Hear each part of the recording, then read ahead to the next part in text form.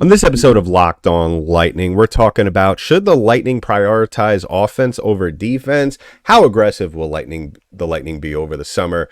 As well as talking more about a potential contract with Steven Stamkos. All that coming up and more on Locked On Lightning.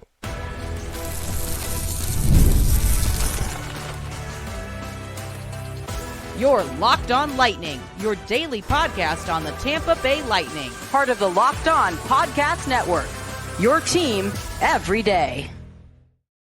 And welcome to another episode of Locked On Lightning, part of the Locked On Podcast Network, your team every day. I'm your host, Adam Danker. Thank you for joining me on this Friday edition of Locked On Lightning. Today's episode is brought to you by Monopoly Go. The fast-paced game lets you team up with friends for tournaments to unlock awesome prizes like unique stickers for trading, cool playing pieces, and hilarious emojis for taunting your friends. So download Monopoly Go now free on Google Play or the App Store. Game on.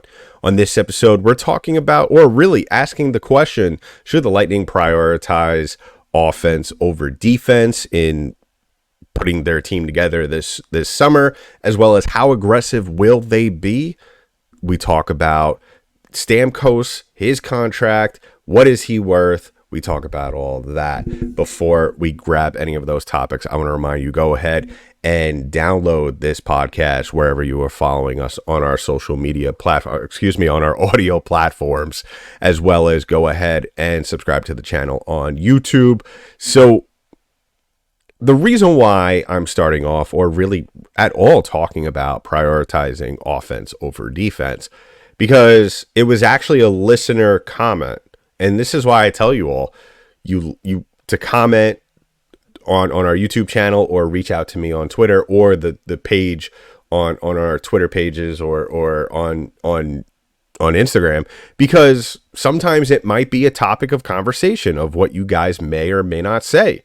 And today was a perfect example of that as to why it's important for you all to go ahead and interact with us, because really, this might be one of the best comments we've ever gotten here on the show. Honestly, I was very shocked when I read this comment, and so much so I had to talk about it. So in yesterday's episode, if you missed that, and if you did, what is going on with you? Go ahead and rewatch it or listen to it or whatever, so you could stay on track of what we're talking about, because the episodes do tie in together. So on yesterday's episode, I was talking about, to a certain extent, I was talking about trade packages, trade proposals. A lot of people, like I said, lately, as you know, the conversation for Stamkos re-signing, obviously that's going to give way to what could potentially happen with Victor Hedman next season, as he is going into the last year of his deal. And a lot of you have been coming out and saying that the Lightning should trade him. I'm still kind of in between, or at least I was when we talked about it.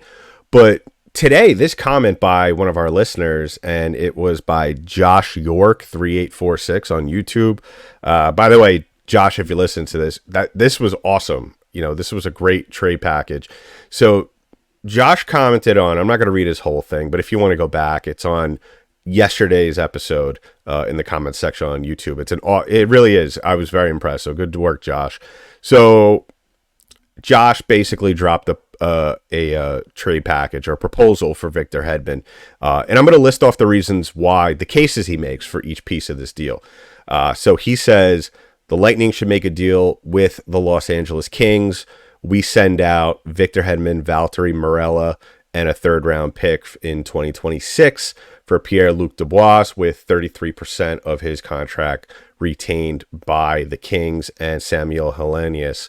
And so he goes on to say, which, by the way, first of all, you had me sold at this whole deal before you got into the whole explanation.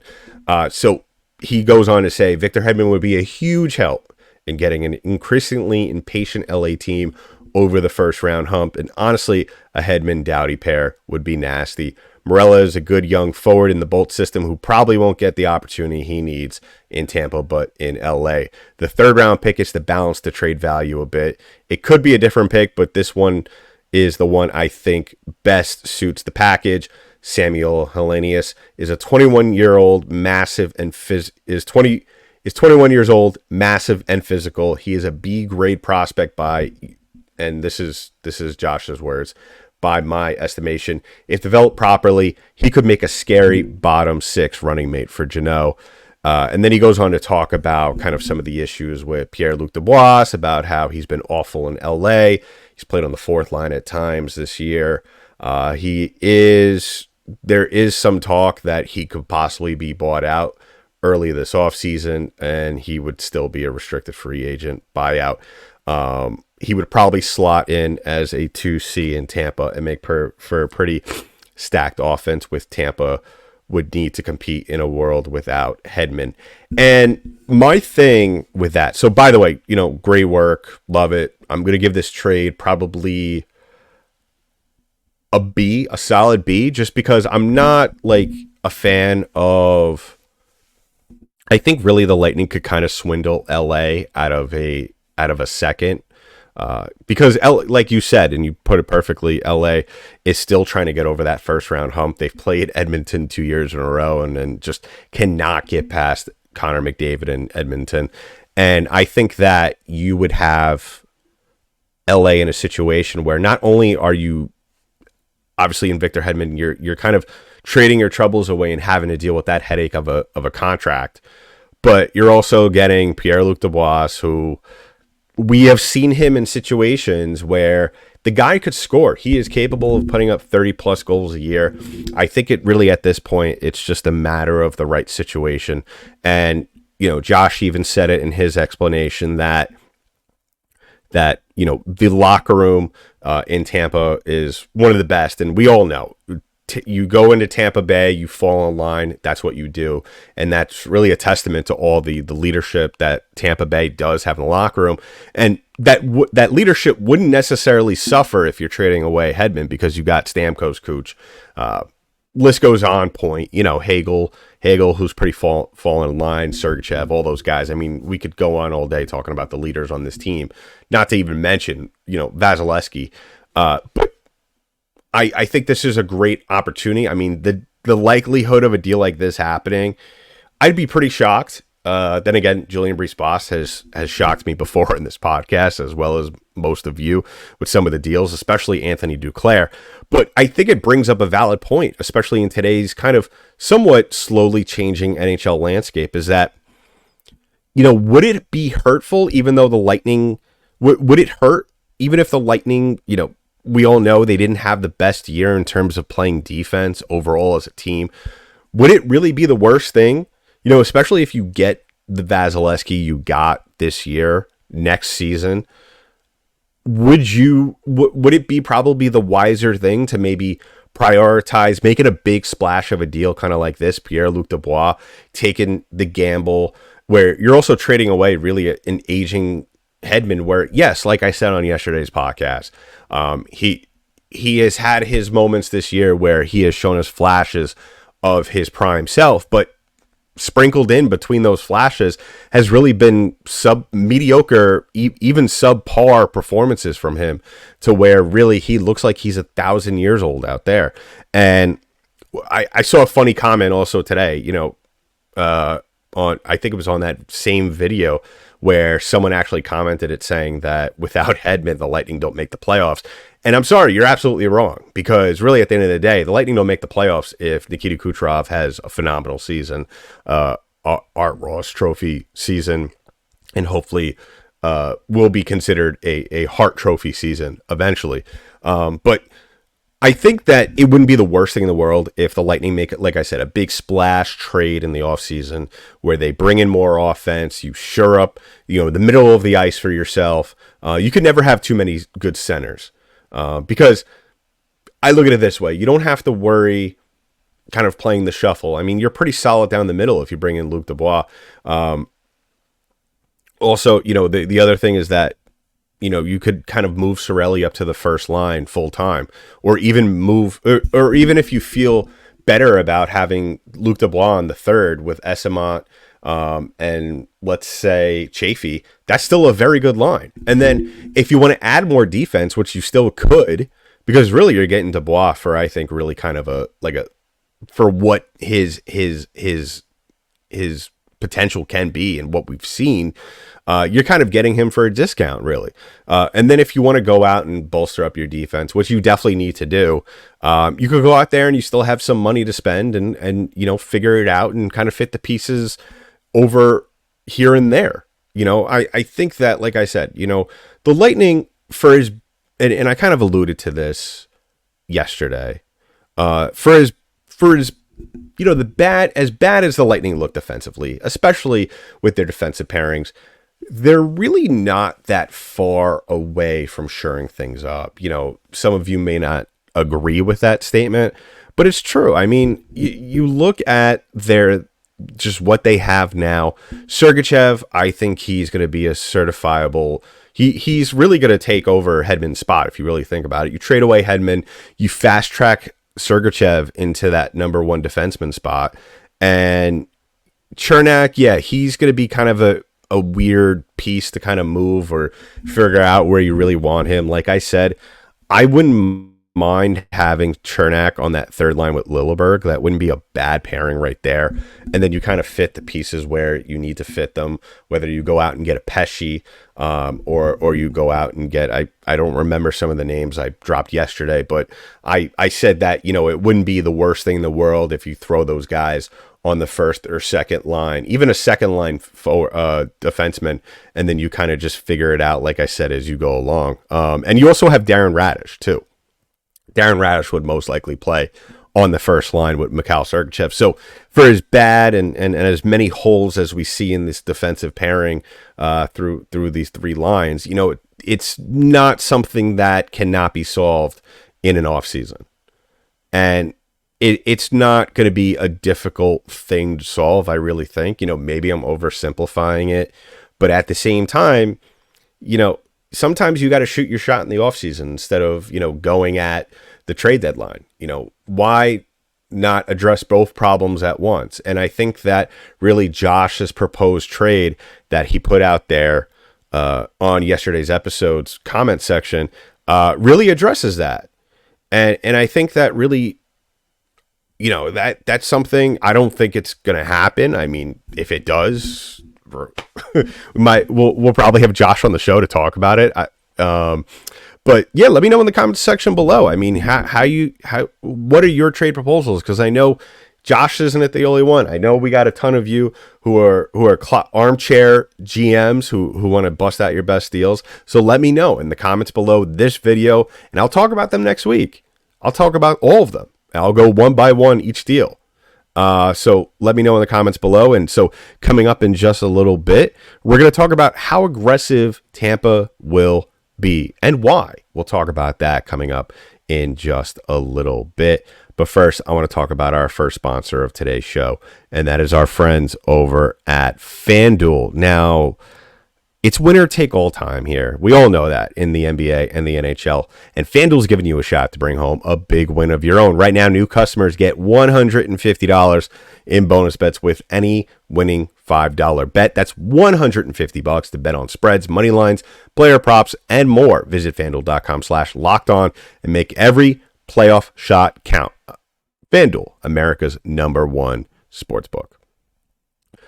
So as always, I want to thank you all for making us your first listen of the day. If you haven't already done so, please go ahead and subscribe to the podcast. Give us a follow wherever podcasts are distributed in audio form. We're also available on YouTube. Go ahead, subscribe to our channel there. Drop a comment below. I want you all to keep playing or start to play Armchair GMs, because I will be all summer long, and we'll be talking about, what are the best moves for this Lightning team going forward. I'm a firm believer in be aggressive. I'm not going to do the chant because I'm just not going to. But I think that it's probably the smarter thing for the Lightning to go out, plug your holes, and just start the season on a good note instead of saying, you know what, we're going to try this out. And if it don't work, guess what? When the trade deadline comes, we'll figure it out. Well, it's worked in the past. It didn't really work last year. It looked like it was working.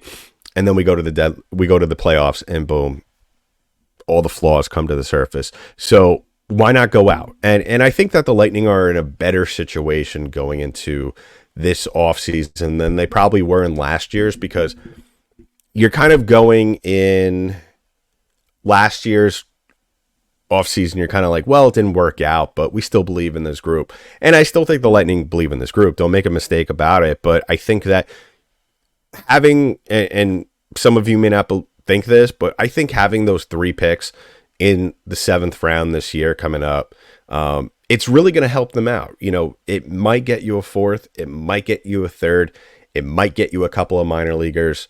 How the Lightning want to go with those picks, it's really up to them. I mean, they could always couple that in a potential trade. And the same goes for the following year in 25. They have 4 picks in the 7th round, all 3 of which are lottery teams, at least for this year, as well as the year after. You have Utah, you got Minnesota, and you got San Jose.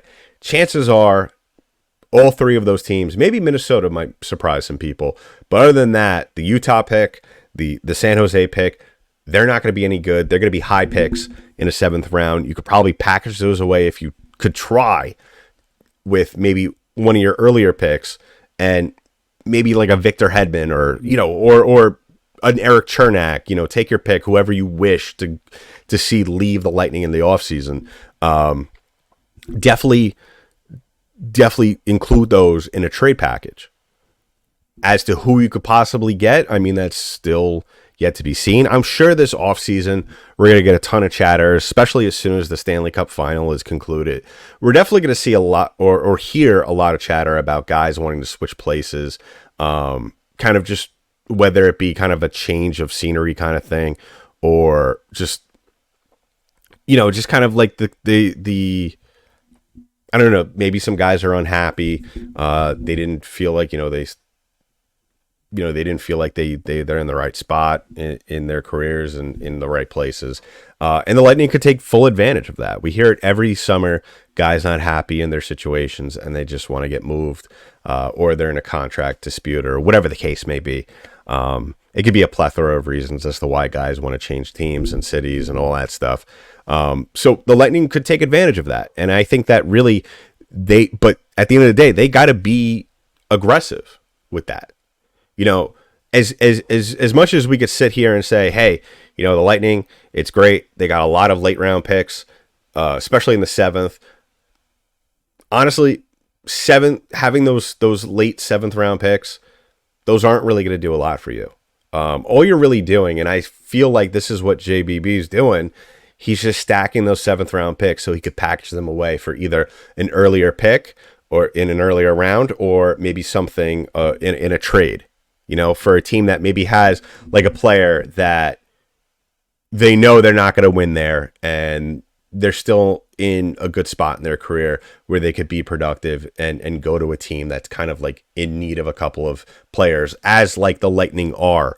And I think that's not a bad avenue to go. So I think really on a scale of 1 to 10, if I had to guess right now how aggressive the Lightning are going to be come the summer, come when, we have free agency, and I'm sure we're going to see some trades before free agency even begins, just because, teams want to, or even after free agency. I mean, every year it's kind of flip-flops, or it's kind of even on both opposite ends and beginning. You're going to see a lot of aggressiveness out of a lot of teams, and I think the Lightning are going to be just as aggressive to keep up with those teams. So I would probably say out of 10 this offseason, in terms of whether it be signings, especially trades, I think the Lightning are going to be probably a 6, maybe even a 7. 10 is just completely trading everybody away, in case you're wondering what the measurements here are on, so 1 is really not doing anything at all. 10 is just a complete rebuild, just trading everybody away, shedding cap as much as you can. I think it's going to be a 6, just because I'm saying it that way, just because the Lightning don't necessarily make deals like that in the offseason. Very recently, the last couple of years, we've seen they've kind of been kind of really not that busy. I think the best way to go about it is that, we might see a deal form at the draft, just because, if the Lightning don't feel like they could get anything of value in the late rounds, then why hold on to those picks anyway, especially if in this year's draft. As for 25, we might see those picks get traded during the summer, most likely. So when I say aggressive and trading picks, I'm kind of referring to the 2025 picks.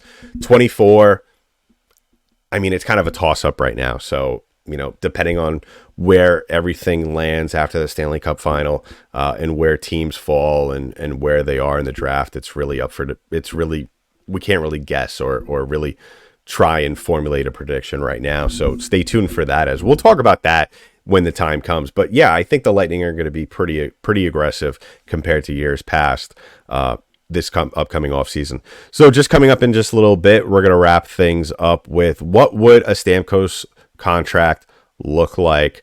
We're going to talk about that length, value, realistic stuff. We'll talk about that, but we're going to close things out with our last sponsor of today's show, and that is our friends over at Monopoly Go. Now, we got to talk about it because flag on the play. Listen, you're probably saying to yourself, you already talked about that, but there's just so much fun and good stuff in this game. In Monopoly Go, you could team up with friends for time tournaments where you work together to build up each other's boards. The more you win together, the more awesome prizes you unlock, and there's so much to get. Unique stickers, cool new playing pieces to travel the boards with, hilarious emojis for taunting your friends when you smash their buildings or heist their vaults. Plus, Monopoly Go feels new and exciting every day with constantly changing tournaments and challenges. A ton include their own unique mini games like digging for treasure or a robot pachinko machine. There's always new timed events that help you win big, like massive multipliers for everything you win or rent frenzies. There's always something fun to discover in Monopoly Go, so get off the bench and go download it now for free on Google Play or the App Store. Game on. So one last time, I want to thank you all for making us your first listen of the day. If you haven't already done so, please go ahead and subscribe to the podcast. Give us a follow wherever podcasts are distributed in audio form. We're also available on YouTube. Go ahead, subscribe to the channel. Drop a comment below this video. Give me your best trade proposal for this offseason. If you're the GM of Tampa Bay Lightning, or maybe it's even just a wish list kind of trade, let me know. And I'm only going to read it if it's good and if it's actually realistic. If you're saying let's trade Victor Hedman for Connor McDavid straight up with Edmonton retaining 50% of his contract, I'm not going to read that. So the contract we are going to talk about is Steven Stamkos. Now, just for just to preface this, the average NHL salary entering this year was $3.5 million per year. Okay. Now,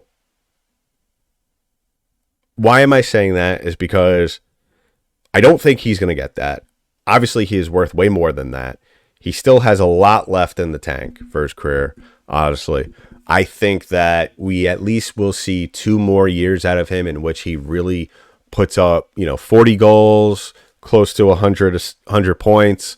And he could, as long as he continues to adapt and do all the stuff that we have constantly talked about on this show, like getting into the dirty areas, not just sitting in the left circle and just waiting for your pass,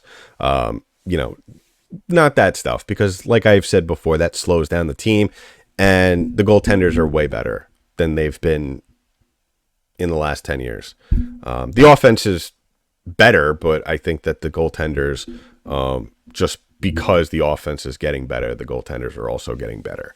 So where do I think Stamkos should get, or what he should get? So that's a tough thing to really kind of approach, just because, and that's really why at the end of the day, this contract is still, this negotiations are still going on.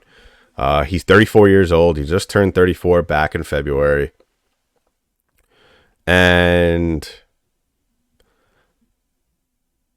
the thing with that is that, like I said, 2 more years.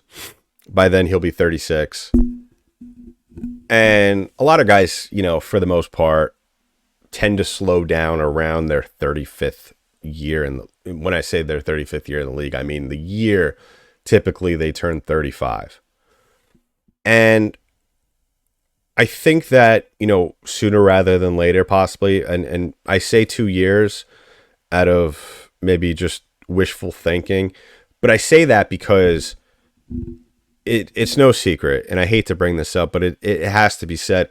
He has a ton of injuries in his career, and yes, that does take a toll on your body, and the constant maintenance that you have to do on those injuries, because they may not be affecting him physically, but the pain is still there.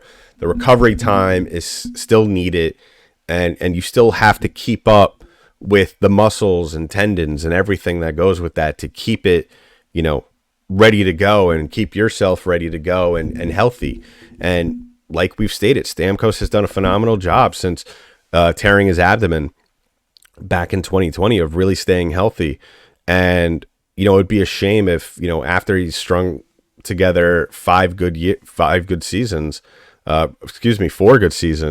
then, to really kind of start that injury process of him missing games like crazy again. And I think that's really what's in the back of the Lightning mind when they're talking, numbers and length of contract with him. Unfortunately, and that's a realistic thing that needs to be said, and I'm sure that's pissed off Stammer.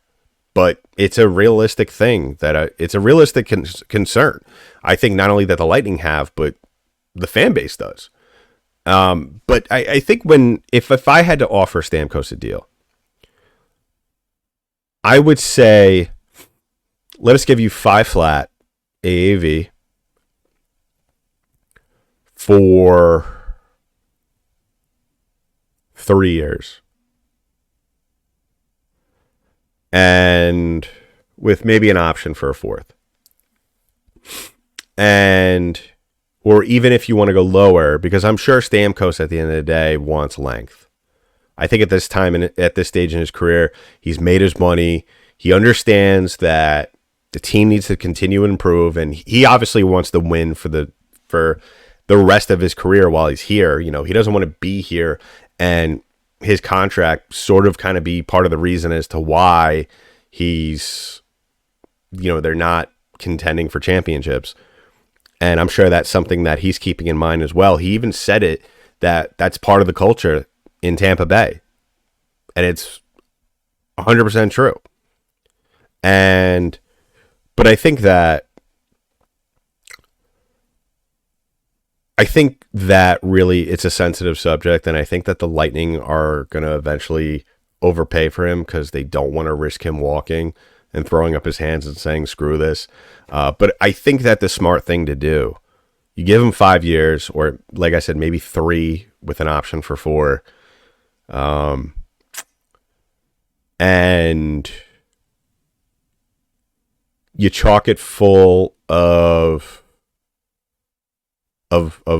incentives, 40 goals or whatever, 82 games played, stuff, little basic stuff like that you need for him to be successful, as well as him, the team to be successful.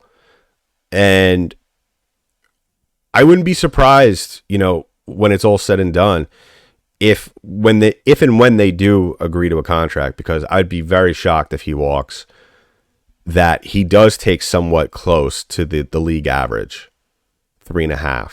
I don't think he's going to take that. That'd be wild. The Lightning would be made off like bandits if that happens.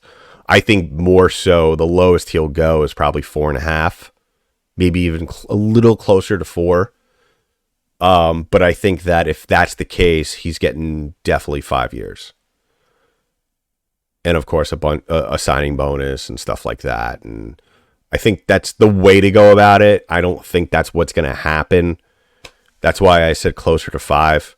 But let me know in the comments below, where do you think these two sides are going to settle in length and AAV, as well as drop in that comment your trade proposals, because I want to talk about it. And we'll talk about it next week, because we're going to talk about that. We're going to talk about, more players on our too early to talk about wish list for the offseason. We're going to talk about more about our bandwagon team, the Dallas Stars. We're going to talk more about the NHL playoffs as a whole. So let me know in the comments below, and we'll be back on Monday to talk about all that stuff pertaining to Lightning hockey. So in the meantime, that's been it for this episode of Locked On Lightning, part of the Locked On Podcast Network. I'm your host, Adam Danker. I'll talk to you